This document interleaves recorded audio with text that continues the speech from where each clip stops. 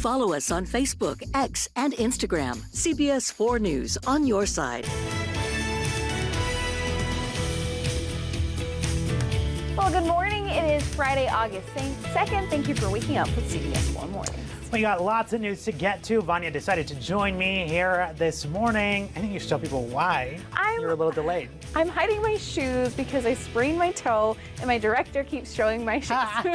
I will also say to my boss real fast, I think we should both. I'm also not wearing the right shoes this morning. Hope I don't get in trouble for that. Well, we do have a little bit of an announcement here at the end of our 6 o'clock hour, so we do hope that you tune in for that.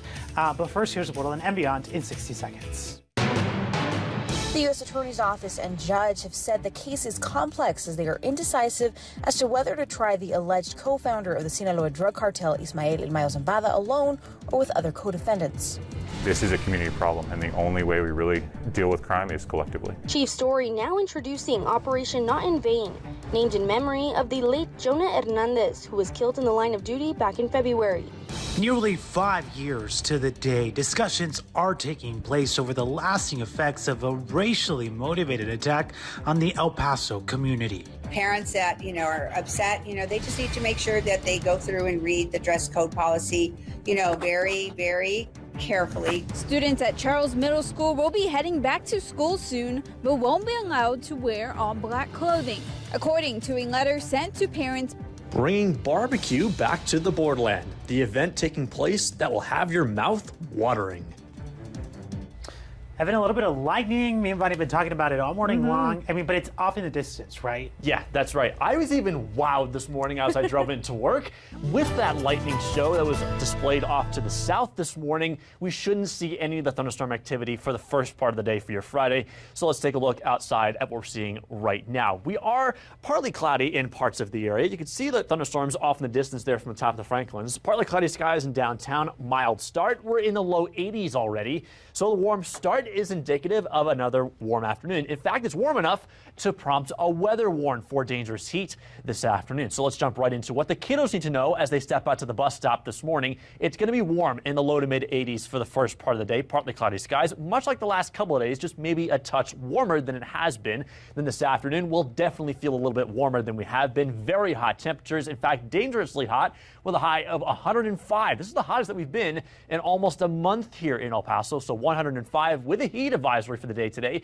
here in El Paso. 10% chance of a stray afternoon, evening shower or thunderstorm. So bring the umbrellas with you just in case you encounter any of those stray sprinkles. For last Christmas, we're also feeling a triple-digit heat with a high of 102 and also that lingering 10% chance of a stray shower or storm. I'll show you when temperatures finally start to decrease a bit in just a bit. Well, one of the co-founders of the Sinaloa drug cartel made his second appearance before an El Paso federal judge, the entire interaction lasting less than 7 minutes. Ismael El Mayo Zambada was rolled in a wheelchair. He was also seen wearing a prison jumpsuit, sandals, and an oversized blue sweater of what appears to be a local soccer team. Now, he addressed U.S. District Judge Kathleen Cardone, answering yes in Spanish just once. Now, Zambada was asked if he would be willing to waive a conflict of interest, which basically means he wants to keep his lawyers. Yeah, the judge asked that question because one of Zambada's attorneys, Frank Perez, also represents Zambada's son in a separate case in Chicago. Both prosecutors and defense attorneys requested a 30-day delay in these trial proceedings to allow more time to collect additional evidence, and Judge Cardone granted that request. Now, this comes 1 week after Zambada and Joaquin Guzman Lopez, the son of notorious drug lord El Chapo Guzman, were arrested at the Santa Teresa airport. Well, before we go this morning, we do have a little bit of sad news from us here at CBS Mornings. Yeah, we want to thank you for joining us here on CBS4 Mornings. It's Fidel's last day here, and it is also Evan and mine's last day on CBS4 Mornings. Don't worry, the two of us aren't going anywhere. We're still going to be here on CBS4, but in different capacities. It's been the honor of a lifetime to be welcomed into your homes every morning, to wake up with you, and to be beside these two people who have become family to me. I love and appreciate you both, and as well as our director, producers, production assistants, and everyone who puts this show together. I want to thank you all for everything you've done, and to you at home, thank you so much for allowing us to wake up with you every morning for the last year.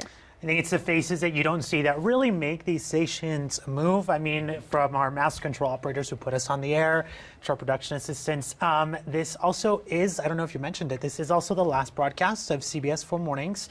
Our 5 to 6 o'clock hour will now be the National Desk, which is a national newscast that's syndicated by our parent company, Sinclair. And then from 6 to 7, you will see KFOX wrap here or talk about us. Again, I will be going to our station in Las Vegas. I want to thank all of you for a wonderful 3 years right here in El Paso. Yeah, and it really has been just a joy of a lifetime to be part of this crew.